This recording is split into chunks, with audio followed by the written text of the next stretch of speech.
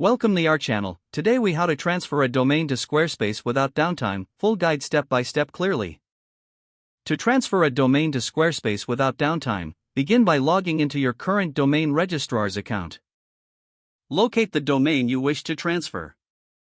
Unlock the domain to allow for the transfer. Find the option to obtain the authorization code, also known as the EPP code. Copy this code and keep it handy for later use. Next, log into your Squarespace account. Navigate to the Domains panel in the Home menu. Select Use a domain you already own. Choose the option to transfer your domain to Squarespace. Paste the authorization code into the designated field. Review the information and ensure everything is correct. Proceed to the Payment section to complete the transfer process. After the payment is processed, you will receive a confirmation email from Squarespace. Follow the instructions in the email to confirm the transfer. Once you confirm, the transfer process will begin. Be aware that this process can take up to 7 days to complete.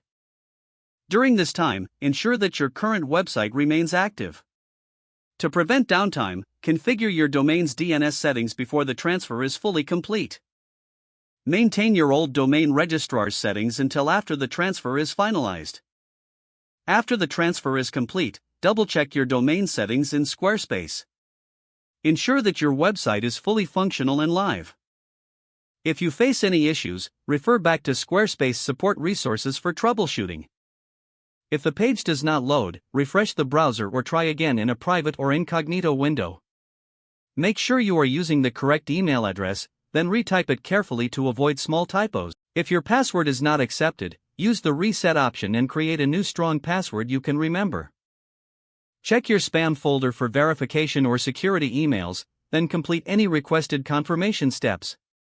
Enable two-factor authentication if available to improve account security and reduce unauthorized access risk. After signing in, review your profile details so your contact information and settings are accurate and current. If you see an error message, note it down and try again after restarting your device and internet connection.